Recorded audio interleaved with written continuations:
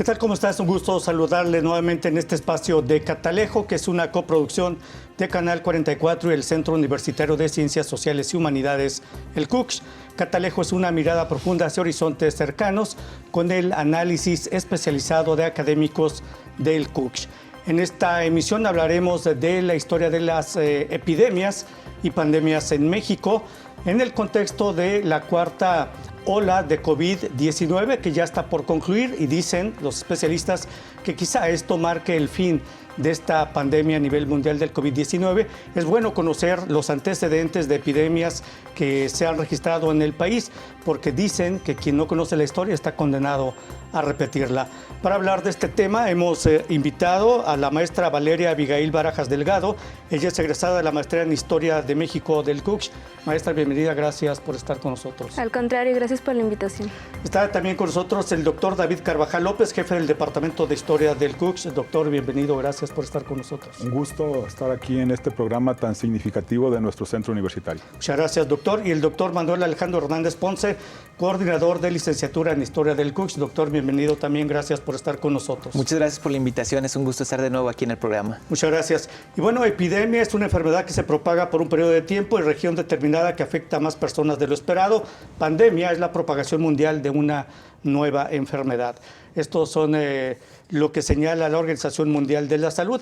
Y en esta emisión hablaremos desde el México prehispánico hasta nuestros días, cuáles son las epidemias que han marcado la historia de este país.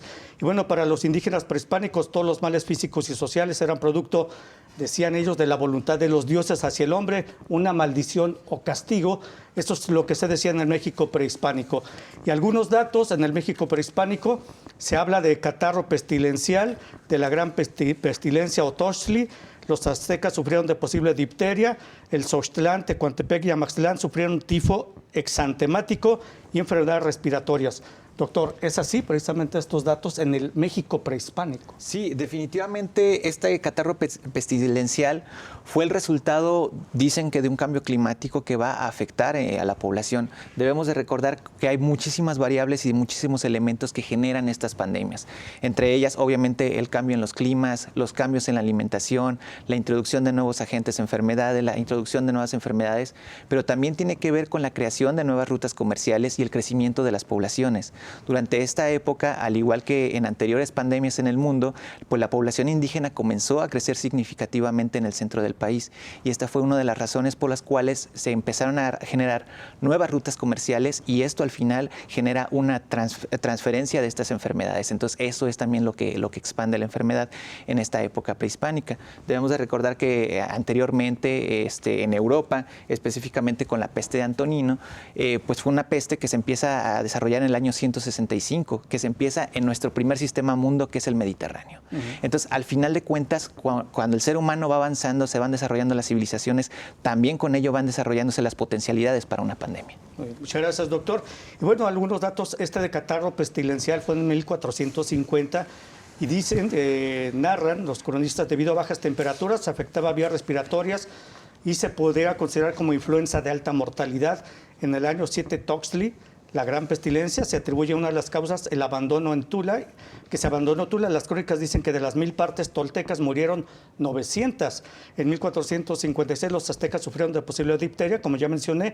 Y bueno, el abandono de Xochtlán, Tecuantepec y Amaxtlán, que sufrieron de tipo exantemático y otras enfermedades respiratorias. Doctor, el tifo exantemático, ¿a qué se refiere concretamente? ¿Qué podemos entender por tifo exantemático? Pues el tifo exantemático es generado por un agente patógeno que no es virus, que no es bacteria, sino que hasta el siglo XX descubrió Ricketts cuál era el agente patógeno, y en su honor se le conoce como una rickettsia, y que está vinculada con el piojo humano, que estando en el ser humano, imaginemos las condiciones de poco aseo e higiene para que una persona pueda tener un piojo en su organismo, en sus partes nobles, y después, al generar alguna irritación, el huésped, el ser humano, se rasca, y por ahí, por el excremento, es que ingresa al organismo y genera un incremento en la temperatura, de ahí que en algunos momentos también es conocida como fiebres misteriosas, al no saber la causa, se considera que es un misterio, o calenturas malignas, y está muy asociado con la guerra, con los movimientos de población, en otras épocas también con las personas que se encontraban en las penales, en las cárceles, en las penitenciarías. Entonces, eso nos habla de las condiciones de higiene que prevalecen en un lugar. Me parece muy importante que estudiemos a las epidemias en su contexto histórico, eso es fundamental, pero también nos damos cuenta que hay elementos que permanecen en cada uno de estos momentos de incremento en la sobremortalidad. Usted señalaba que en ese momento lo atribuían a un castigo divino. Sí. Pues no nos puede sorprender que en el periodo colonial, en la Nueva España, en el siglo XIX, inclusive en el siglo XX, este tipo de señales se siguen retomando, en el cual las personas tienen que cambiar su conducta para no recibir la ira de Dios. El castigo divino. El castigo divino. Entonces, básicamente, un tifo exantemático se refiere a cuestiones de salubridad, de higiene, sí, concretamente, que en ese tiempo pues no eran las adecuadas, seguramente, ¿no? En ese tiempo y en otros tantos, hasta que se descubrió el DDT. Y con el DDT y con medidas de higiene, dejamos de morir como seres humanos en grandes cantidades. La Primera Guerra Mundial, hay algunos autores que establecen que murieron más por tifo exantemático en las trincheras, recuerdan que fue una guerra de trincheras, que por balas. Y ya en la Segunda Guerra Mundial ya no tuvimos ese problema. Cambió la tecnología. Se invirtió el conflicto, el problema, ¿no? En ese entonces. Muy bien, doctor, muchas gracias. Bueno, maestra Valeria, con la llegada de los españoles a México en 1520, ¿cuál fue la primera epidemia que se puede hablar que azotó a la población mexicana de ese entonces, si se puede llamar así población mexicana? La primera epidemia y la que marcó un antes y un después en la patología de este territorio, que fue la epidemia de viruela, que significó un evento terrible para los pobladores nativos e incluso para los conquistadores, ¿no? Y para las personas que llegaron después y las personas que nacieron posteriormente. A partir de esa epidemia de viruela que mató a muchísimas personas, en especial a los nativos, porque eran quienes no contaban con una inmunidad. Los conquistadores o las personas europeas que llegaron aquí de alguna forma ya tenían esa inmunidad a la viruela, porque en Europa desde hace mucho tiempo ya había epidemias de viruela. Esa enfermedad pues significó algo muy terrible para los nativos, porque su sistema inmunológico no contaba con la inmunidad para pues enfrentar los síntomas o los estragos que causan el organismo. Entonces, a partir de esa epidemia de viruela, continuaron apareciendo en años posteriores, cada 10, 12, 15, 25 años, y pues epidemias de viruela hubo todavía hasta finales del siglo XIX con mortalidades muy altas. Sí. Ya con la aparición, más bien con la llegada de la vacunación y con las posteriores campañas de vacunación, fue disminuyendo la mortalidad, pero pues la viruela significó un evento muy importante por varios siglos, ¿no? Se menciona incluso en la historia que esta epidemia de viruela, la primera, por ejemplo, no tuvo una duración muy extensa. Se habla como de 2 meses más o menos, pero aún así dejó quizá miles de muertes.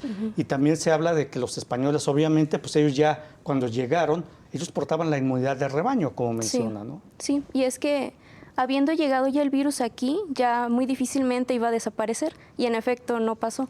No desapareció sino hasta que hubo un medicamento o una sustancia capaz de disminuir su mortalidad, y pues posteriormente fueron disminuyendo también los contagios. Pero a partir de esa epidemia, aunque duró muy poco, pues sus estragos fueron muy grandes y por mucho tiempo. Así es. Muy bien, permítanos, gracias maestra, vamos a hacer una pausa breve. Regresamos, esto es Catalejo, una mirada profunda hacia horizontes cercanos. El tema, la historia de las epidemias en México, ya volvemos.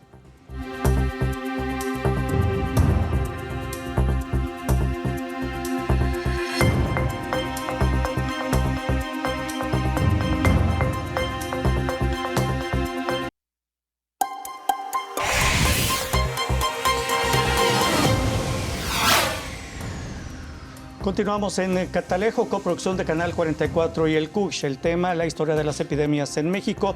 En este contexto que dicen especialistas, está por concluir la pandemia de COVID-19. Y es importante conocer la historia de las epidemias porque, como mencioné al inicio, quien no conoce la historia está condenado a repetirla. Como ya mencioné, en 1520 la viruela costó la vida de miles de indígenas. Entre ellos señalan Cuitláhuac, hermano de Moctezuma. Luego en 1531, sarampión, gran mortalidad pero menor que la viruela. Y bueno, hubo descenso de la población en Tabasco por viruela, sarampión, catarros, flujos con sangre y fuertes fiebres. Doctor, así fue esto antes, en el contexto de la llegada de los españoles a México con la viruela y el sarampión, que fue la segunda epidemia en ese entonces. Sí, definitivamente debemos de pensar no solamente en las implicaciones de salud que tienen este tipo de afectaciones, sino también en el contexto político. ¿Qué significaron estas pandemias? Y algo muy interesante que debemos de entender de la viruela es que de alguna manera fue una forma de exterminar a una gran cantidad de indígenas que estaban en este momento, pues resistiéndose a la llegada y a la conquista de los españoles.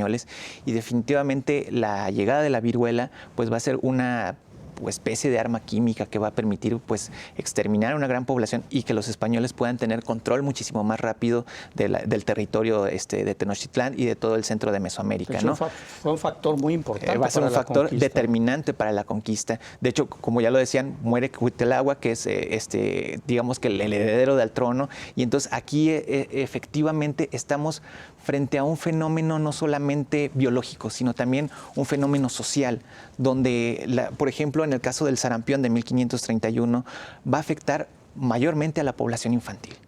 Que esto es algo muy importante porque aquí lo que está sucediendo también es una ruptura generacional, es un cambio que va a permitir después la introducción del credo católico, va a llegar con todas estas ideas que vienen de los frailes y los enviados por parte de la iglesia, que van a llevar la palabra de Dios como un factor que podría detener este tipo de enfermedades, ¿no? Entonces aquí es donde se agrega la parte de la religiosidad y la evangelización como elementos para la llegada de la mentalidad europea a nuestro continente y en este caso el territorio de Mesoamérica.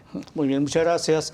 Doctores, bueno, esto fue en el contexto de la llegada de los españoles a México. Ya en el siglo XVI, en 1545, se habla del cocolistli, que era salmonela, síntomas febriles, problemas gastrointestinales, debilidad, dolor abdominal, sangre en las heces, y después de 5 años se señala mató al 80% de la población, unos 15 millones de personas. Esto es lo que dicen las crónicas de ese entonces. Doctor, un episodio considerado una de las peores epidemias en México.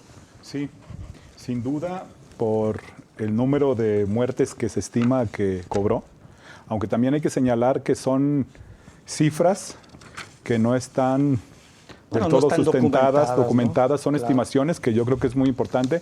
Si en esta pandemia de COVID-19 nos damos cuenta de pronto que es necesario complementar las cifras oficiales, ahora en un espacio, en un periodo protoestadístico, donde tenemos que recurrir a fuentes de tributarios para poder estimar el número de personas que pudieron haber muerto, sin lugar a dudas es una situación muy complicada en un contexto en el que no solamente llegan personas, como son los españoles que trajeron a los esclavos de África, en el que imponen una nueva religión, en el que se cambia la dieta, en el que también hay una nueva organización y muchos debilitan su estado de salud por todos esos cambios que están generándose en el contexto. Entonces, es una situación muy propicia para que agentes patógenos se aprovechen de una población disminuida. Como sabemos, son muchas personas las que mueren por su situación, pero también están los que sobreviven. Y es por eso que estamos aquí. También es una cuestión como muy interesante, ¿no? Establecer cuál fue el agente patógeno que posiblemente originó ese pico en la mortalidad, a cuántos posiblemente mató, pero los que sobrevivieron, por razón de qué y cómo continuaron su vida. Eso es un elemento también muy importante y que tiene que ver con la adaptación de algunos individuos a su entorno hostil. La adaptación y, como se dice, la ley del más fuerte sobrevive, que tiene que ver mucho con lo que señala, ¿no? Pues el más apto, y el más apto a veces puede ser el el más fuerte o no necesariamente, sino el que tiene ciertas condiciones que le permiten sortear de mejor manera ese agente patógeno, o si en sus características personales tiene las condiciones para superar ese agente patógeno. Hay mucho todavía que tenemos que seguir investigando como historiadores sobre el impacto que han tenido las epidemias, el número de muertos, y también rastrear de los que sobrevivieron qué elementos heredaron a las siguientes generaciones para poder sobrevivir, porque ante la persistencia de algunas epidemias, como ya señaló muy bien la maestra Valeria, tenemos documentado de que la población no desapareció, ¿sí? Entonces también yo creo que es un elemento muy importante que como especie también tenemos que conocer más a fondo cómo se da este proceso. Sí, qué elementos de inmunidad heredaron hacia las generaciones que les siguieron a ellos. Bueno, algo que me llamó la atención, lo que dijo el doctor maestra Valeria Barajas, señala que quizá tanto la viruela como el sarampión se pudieron haber utilizado como armas químicas, entrecomillado, obviamente, pero se podría pensar incluso que fue un acto premeditado, pensando en que posiblemente los indígenas de ese tiempo no tenían la inmunidad de rebaño que ya tenían ellos, o ni siquiera les pasaba por la mente esa posibilidad, simplemente fue un accidente de la conquista. Sí, hablando de armas biológicas, pues creo que en estos últimos años se ha hablado mucho de una posible guerra, y se cuestiona mucho si vamos a volver a enfrentar una gran guerra como las del siglo XX, pero qué tipo de guerra va a ser, ¿no? Y ya, por ejemplo, algunos hablan de una guerra cibernética, de alguna guerra tecnológica, y algunos otros temen de una guerra biológica. Y pues bueno, estamos al borde de una nuclear, ¿no? Sí, también. Hay muchas posibilidades. Pero una guerra que ya probó ser muy efectiva fue la guerra biológica. Y se comprueba, por ejemplo, con las epidemias de viruela y de sarampión, que bueno, fueron agentes patógenos nuevos que se introdujeron a una población sin inmunidad, sin una inmunidad natural, ¿no? Y es muy interesante pensar en eso, y como decía también el doctor Manuel, también el doctor Carvajal, hay que tener mucho en cuenta los factores sociales y culturales, ¿no? Sí. En los que se presenta una epidemia. Bueno, y hablando en términos conspiracionistas, pues también se ha hablado de que el COVID-19 fue producto de laboratorio, porque en un inicio, ¿a qué población afectaba? Obviamente a la población adulta. Se habló entonces de que era para eliminar a los adultos, las personas que tenían algunas comorbilidades como obesidad y ese tipo de enfermedades. Pues en términos de conspiración también se puede hablar que el COVID fue producto de eso, ¿no? Sí, y siempre vamos a tener la duda de si fue premeditado o fue un accidente biológico. Igual que como en ese tiempo. Pudo haber sido algún accidente o pudo haber sido algo premeditado, pero nos va a quedar la duda. Así es. Bueno, el cocolistli y la salmonela, pues es uno de los episodios considerados de las peores epidemias después de la peste negra, que mató a 25 millones de personas en Europa, esto en el siglo XIV. Esto es Catalejo. Vamos a hacer una pausa breve, regresamos. El tema, la historia de las epidemias en México, ya volvemos.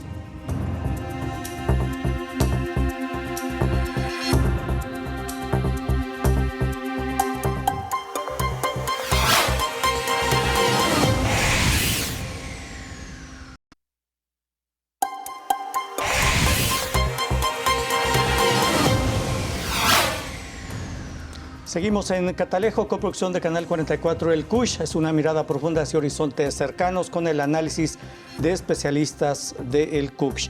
Y bueno, me parece que es importante que hagamos una acotación. Cuando yo pregunté si era como intencional lo que ocurrió en términos de la conquista con el sarampión y la viruela, pues no está documentado. Mencionaba el doctor David Carvajal que así haya sido, pero sí hay documentos que señalan que en otras etapas de la historia sí se utilizaban las enfermedades de forma intencional. Doctor, ¿nos puede hacer esa acotación, por favor? Sí. En lo que hoy es territorio de Estados Unidos de América, Norteamérica, sí se ha establecido que hay documentos en los cuales algunos colonos regalaron cobijas o frazadas a los nativos americanos, las cuales iban contaminadas con la viruela. Entonces, de ahí que cuando ya a partir de 1797 que Eduardo Jenner descubrió la vacuna, el antídoto contra la viruela, había población indígena que se resistía. Señalaba, ¿cómo es posible que la persona que me trajo la enfermedad ahora, curiosamente, me tenga el remedio? Entonces, hubo una resistencia de algunos sectores para vacunarse. Aún sabiendo que era la medida profiláctica más efectiva contra la viruela, tardamos muchas décadas para poder erradicar en México y en el mundo la viruela, porque sí hay resistencia. Sí. En los momentos históricos siempre ha habido personas que cuestionan los posibles remedios, como si fuera una estrategia de doble sentido, en la que lejos de curarme, tienes la intención de acabar con mi vida. Se puede considerar como los precursores de los movimientos antivacunas en la actualidad, ¿no?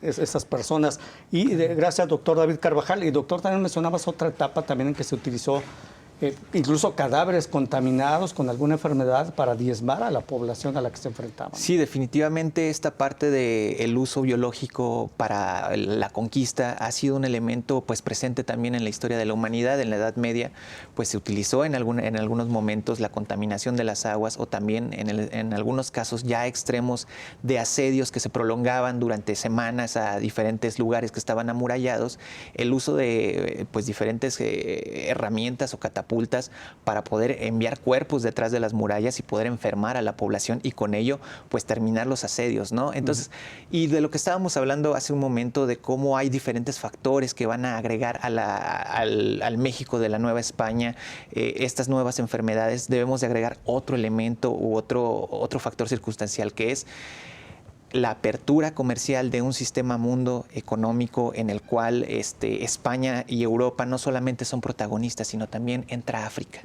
Y creo que este es un elemento fundamental, porque también con la llegada de los esclavos negros van a llegar otras múltiples enfermedades que van a resultar no solamente pues de la llegada de un espacio geográfico distinto donde ellos tenían pues sus propias enfermedades y obviamente sus propias resistencias a estas enfermedades, sino también debemos de recordar pues los largos transportes, el periodo de hacinamiento por el que pasaban antes de ser vendidos en los mercados, por ejemplo, de Cartagena o acá en Veracruz. Entonces, al final de cuentas, va a ser otro factor que va a llegar con nuevas enfermedades, ¿no? Entonces, durante toda la época colonial, con esta apertura de la Nueva España a los diferentes ramos comerciales, también debemos de recordar la nao de China hacia Asia. Entonces, van a ser múltiples elementos los que van a generar una apertura, obviamente comercial, de la economía, pero también la apertura de las sociedades a nuevas enfermedades que antes pues estaban aislados totalmente.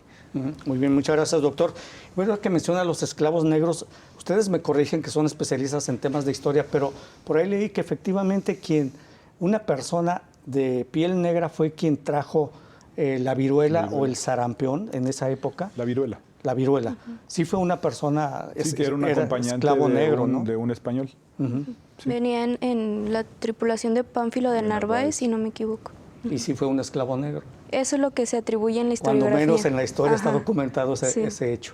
Muy bien, muchas gracias. Bueno, en 1555 se señala: las crónicas, Dios castigó a la Nueva España con plagas trabajosas como la viruela, sarampión, hambre, guerra, opresión, tributos, esclavitud y trabajo en minas.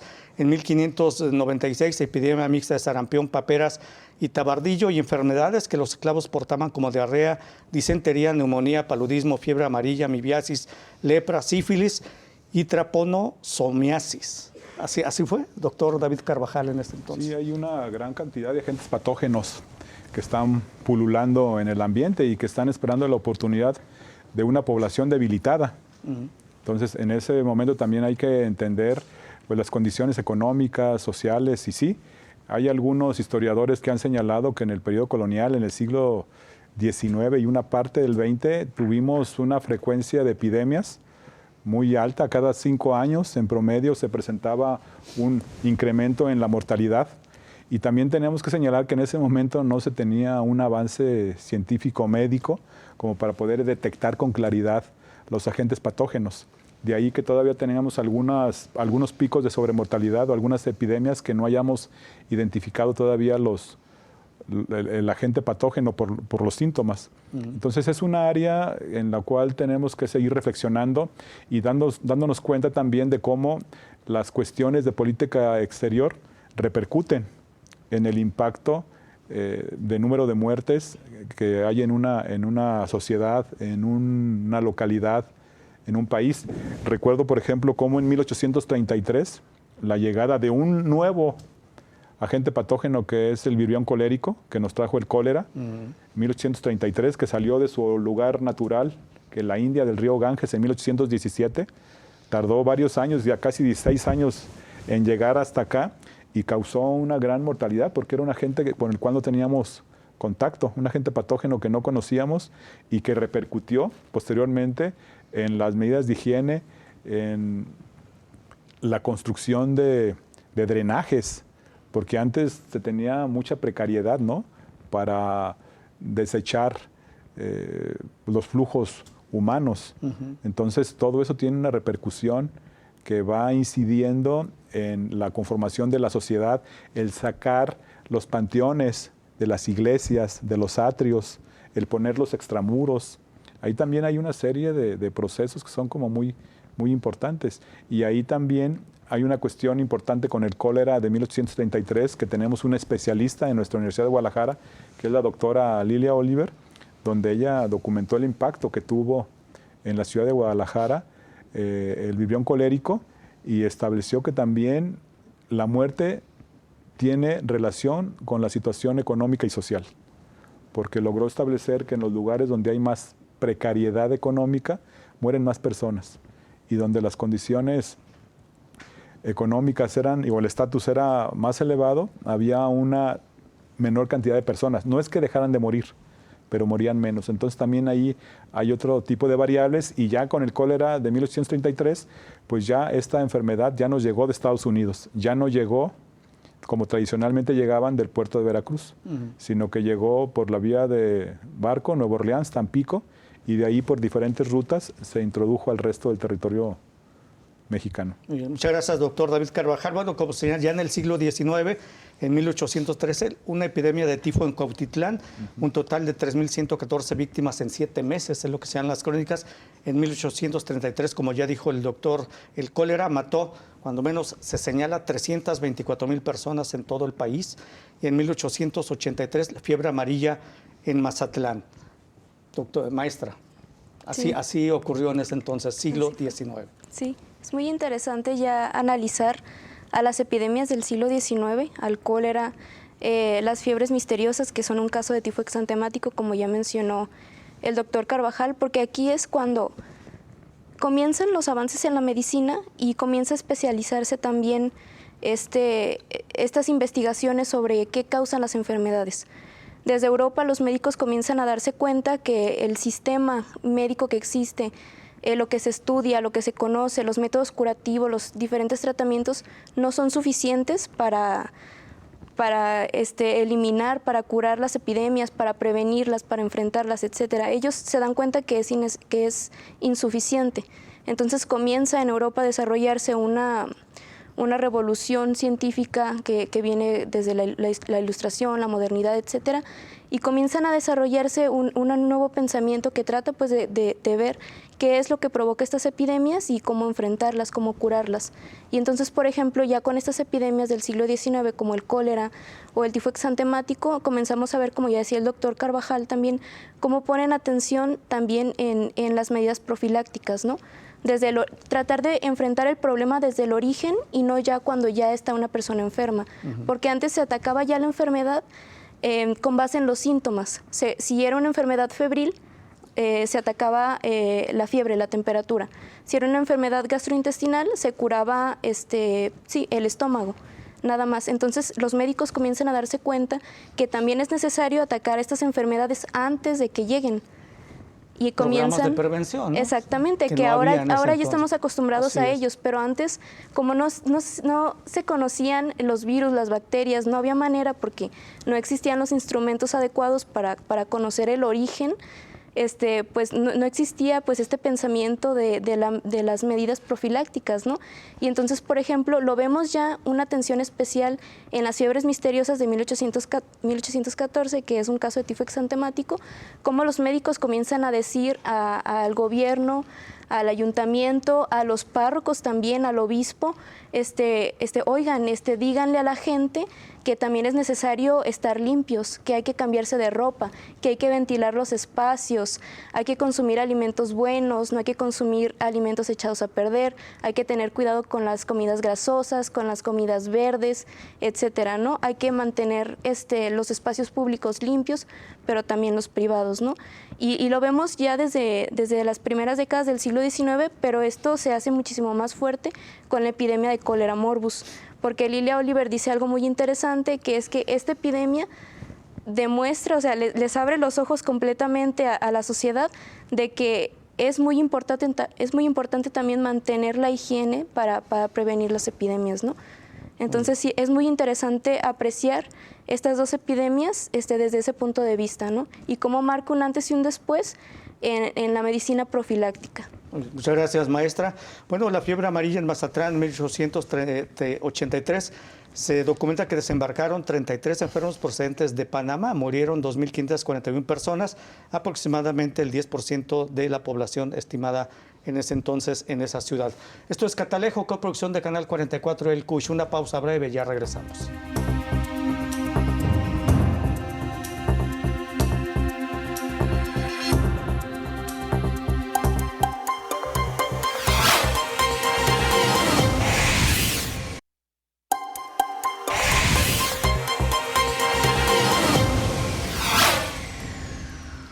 Continuamos en Catalejo, una mirada profunda hacia horizontes cercanos, el tema, la historia de las epidemias en México.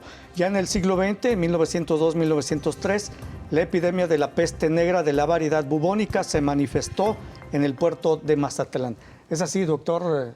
Platíquenos. Sí, de hecho se presume que este virus lo portaban unos marineros que venían a bordo del vapor Curazao, y ellos venían procedentes de San Francisco, California. De hecho, se tiene el registro de que se infectaron 824 personas y de las cuales van a fallecer 582, es decir, casi un 71%.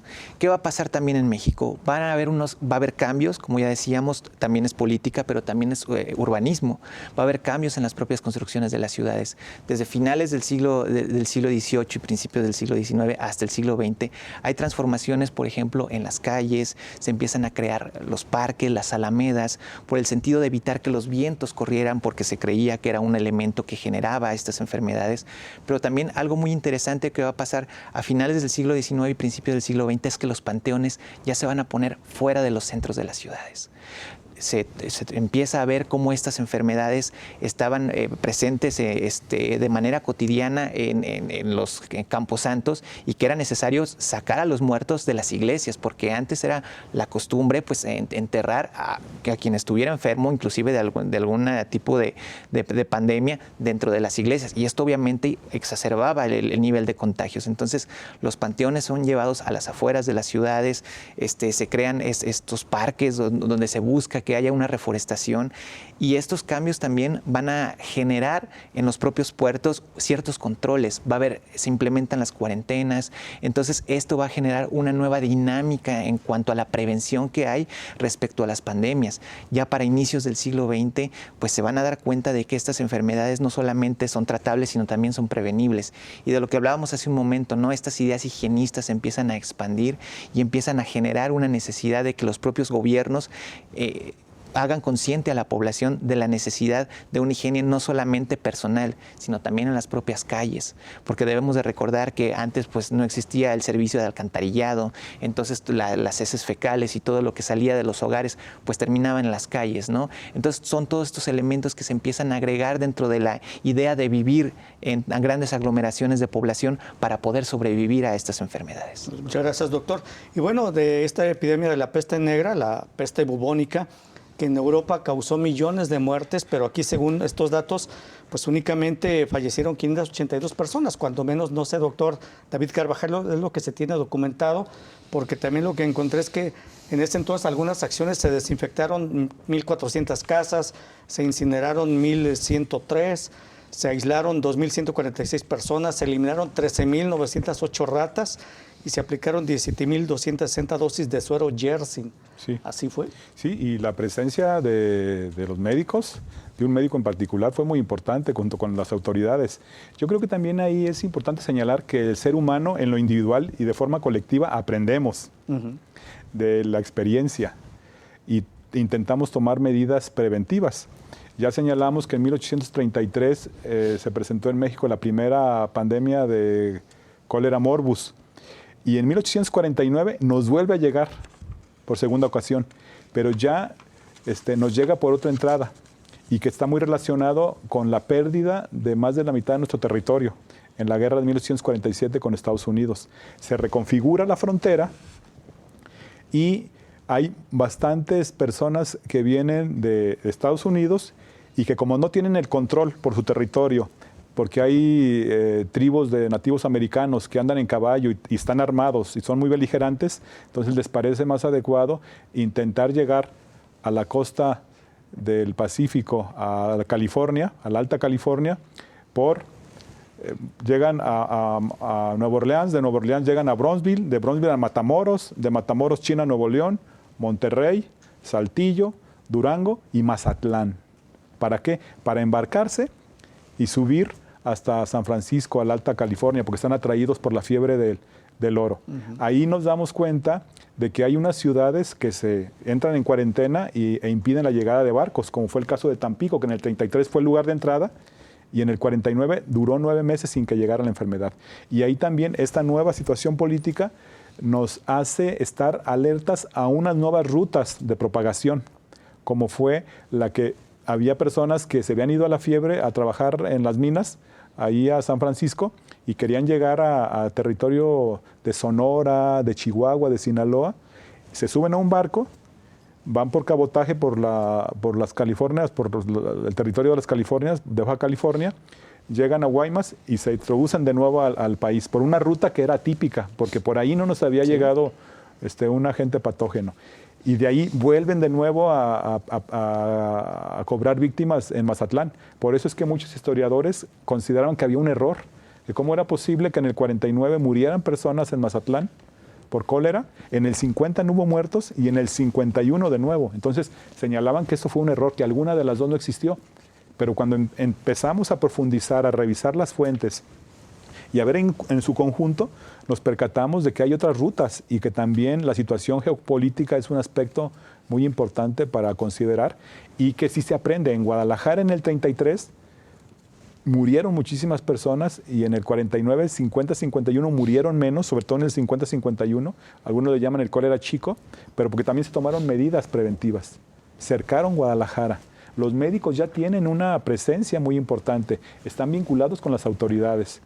Ahí los párrocos ya dejan de tener un papel central y empiezan a los médicos a llevar el control de la situación epidemiológica. Entonces, hay un cambio que se va a ir notando a lo largo de los siglos posteriores, de las décadas posteriores, que yo creo que también es muy importante señalar. Muchas gracias, doctor. Y bueno, también en el siglo XX, ya en 1918, maestra Valeria, la influenza española. ¿Qué nos puede comentar de la influenza española? Que dice, de española pues no tenía nada, ¿no? No, pues se tiene el registro de que esta epidemia comienza en Estados Unidos, si mal no recuerdo. Sí, es correcto. Y juega un papel muy importante ya en este tiempo la prensa. Y aquí igual, tratando de no separar la parte biológica de la social y cultural, podemos darnos cuenta ya de la importancia de la comunicación. Cómo la comunicación se va acelerando, va siendo pues, más sencillo, ¿no? Como estar comunicado a partir de la prensa, ¿no? O sea, ya las noticias llegan mucho más rápido que, por ejemplo, en el siglo XIX o en siglo XVIII, XVII. La prensa española comienza ya cuando llega esta epidemia, esta influenza a España, la prensa comienza como a tomar nota de lo que está pasando y entonces se comienza a producir muchas noticias de esto, ¿no? Y entonces la influenza se comienza a ubicar en España, no en Estados Unidos. Que aparte, bueno, en Estados Unidos se trata de ocultar o no se le pone como tanta atención por temas políticos, ¿no? Porque no convenía que se supiera que había ese problema. pero en España se comienza como a circular esta noticia de esta enfermedad, mueren muchas personas y como que se vuelve popular o se identifica en ese espacio, ¿no? En España. Y entonces, bueno, todavía hasta ahora la conocemos como la influenza española. Influenza española. Ajá. Que según documentos dejó 500,000 muertos en México. Tengo que llegó por Nueva Orleans, doctor, de Estados Unidos. Sí, bueno, la parte de la influenza española es muy interesante entenderla porque en México deja 500,000 de muertos, pero en el mundo deja casi 50 millones de muertos. Entonces, debemos de imaginar la magnitud del impacto que tiene esta enfermedad. Inclusive en México se empiezan a tomar estas medidas preventivas, se empiezan a cerrar los cines, se cierran los teatros, se cierran algunas iglesias, todos aquellos lugares donde estuvieran... Sí, ¿no? Con pañuelo, y además se prohibía escupir en el suelo, ¿no? O sea, dentro de estas prácticas, un saludo ¿no? higiénico también estaban pidiendo, seguramente también ya le hacían así con el codo, no sé. Que era algo eso de no escupir en el suelo, que era algo que desde el siglo XIX se trató de erradicar al menos de Guadalajara.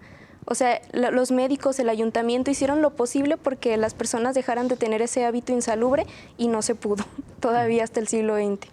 Todavía en la actualidad. Sí, sí, no, y definitivamente también debemos de entender el contexto en donde surge en 1918. Bueno, en el mundo está la Primera Guerra Mundial, pero en México estamos todavía en un proceso revolucionario. Está terminando la Revolución Mexicana, todavía hay levantamientos armados, e inclusive debemos de recordar por qué se expande tanto esta enfermedad en México. Pues después de 8 años de guerra, los campos estaban diezmados, la población también estaba diezmada y por lo tanto, pues el hambre empieza a desarrollarse y esto genera pues baja en la defensa de las personas que son pues obviamente más perceptibles a las enfermedades. Muchas gracias. Hay una cuestión ahí, doctor, perdón, hay una cuestión. Perdón, lo voy a interrumpir, permítame, regresando de la pausa, ya hacemos las acotaciones sobre este tema interesante. Esto es Catalejo, coproducción de Canal 44, El Cush. Una pausa, ya regresamos.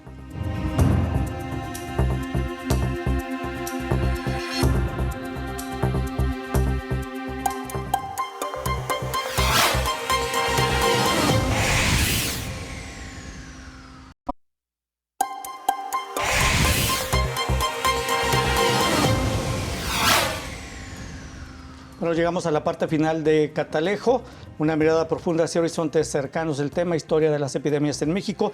Y pues rápidamente, nos quedan 8 minutos, ya estamos hablando de la influenza española, pero también está el paludismo, la polio, poliomielitis, la influenza H1N1 en el siglo XXI y bueno, la de COVID-19, que tengo entendido desde 1919 a la fecha, se puede considerar la primera pandemia en el mundo desde el 1919 a la fecha.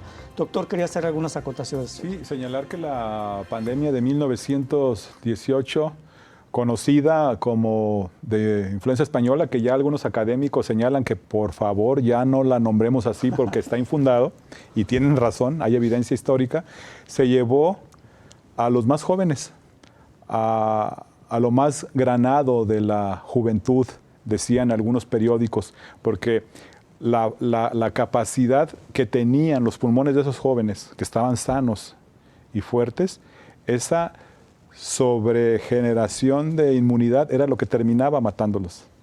Entonces ahí es una situación muy interesante, de la cual todavía tenemos mucho que aprender.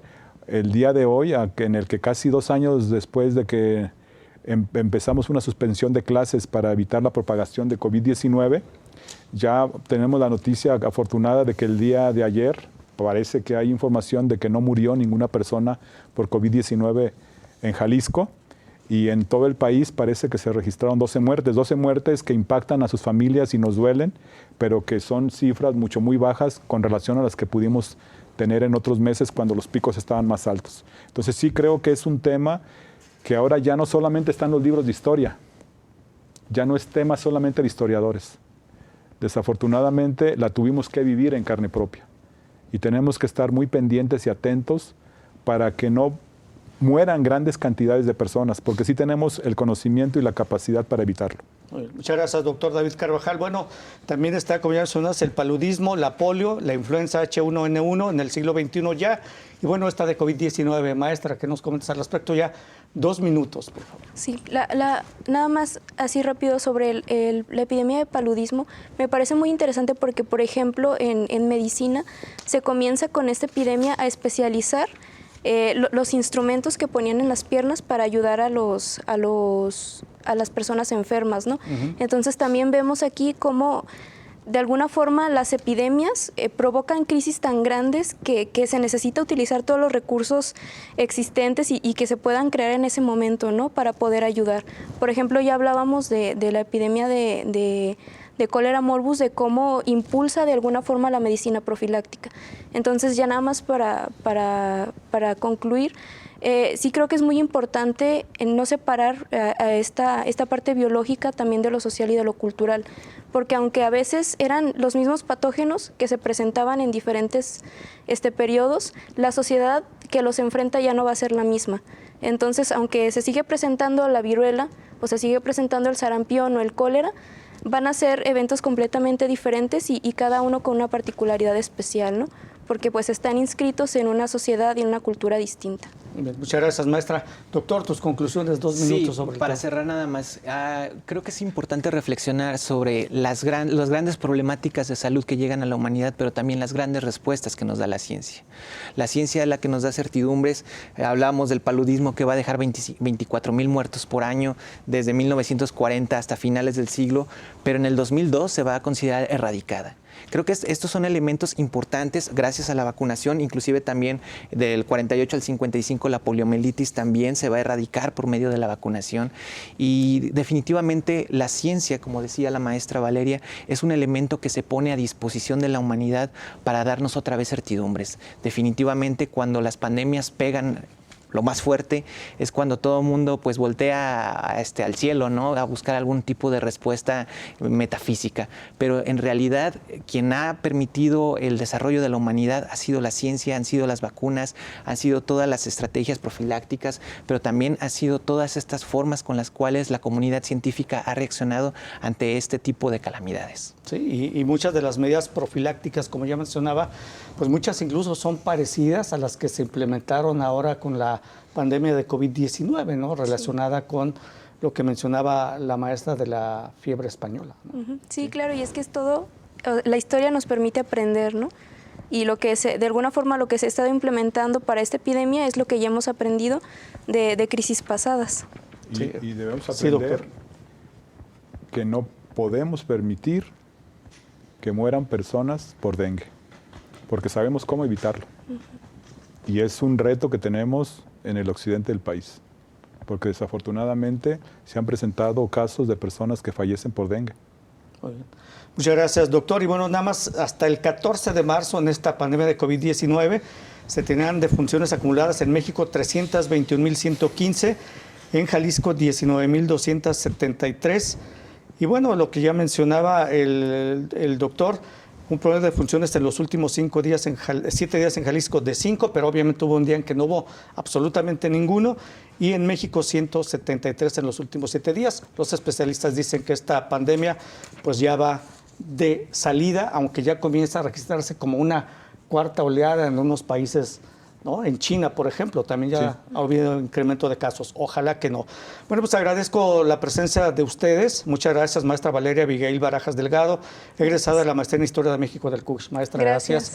Doctor David Carvajal López, jefe del Departamento de Historia del CUCH. Doctor. Un gusto estar con usted. Muchas gracias. Gracias. Y el doctor Manuel Alejandro Hernández Ponce, coordinador de la licenciatura en Historia del CUCH. Doctor, muchas gracias por la invitación. Muchas gracias. Y bueno, con esto llegamos al final. Muchas gracias a usted también. Le agradecemos que nos haya visto en esta emisión. Hasta la siguiente. Muchas gracias.